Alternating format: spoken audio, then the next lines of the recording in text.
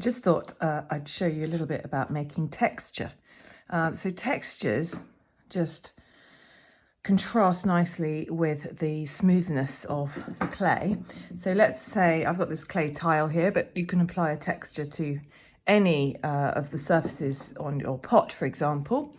And you can just basically press in with anything you find to hand. So for example, if I get something with a sharp point, you could draw into the clay, incise or engrave, we call that. And you can make different marks, the same kind of marks that you might make when drawing. So dots, cross hatching. If you don't like it, you can just smooth it over and start again. Make sure you've closed it all up so there's no air bubbles. What else have I got? I've got a knife here. That might be better for drawing. So some hatching. Some cross hatching. Any kind of drawing really. So maybe some little circles, dots in the middle.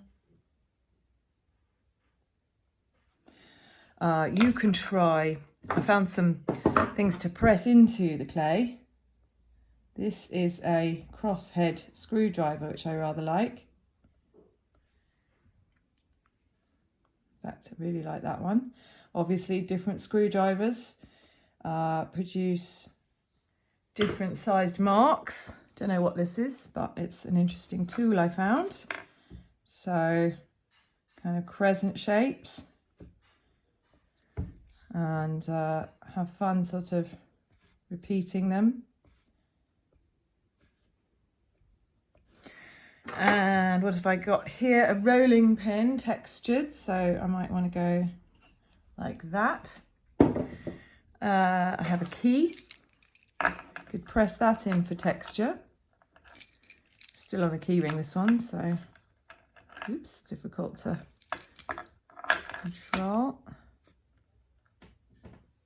Obviously, you don't want to press down to the bottom. Something like that. And you can start to think about how you might incorporate these textures into your drawing or your design. This is a whisk.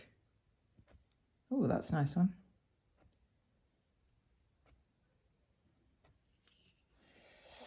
And you can see that different objects produce really exciting interest. I've even got a brush here. See now, this is quite a stiff brush, and I think that's making really interesting marks. What you do have to consider though is that this will go to be fired, a bisque fire, first fire, and you will still see these marks.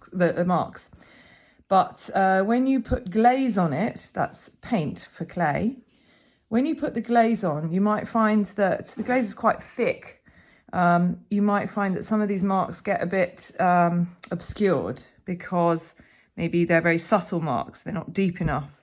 So I wonder if this one would actually even show up. The glaze might fall into these dots.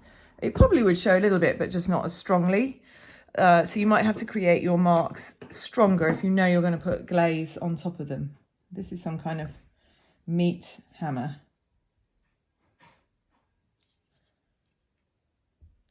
So I like that one a lot. Let's see what else I've got.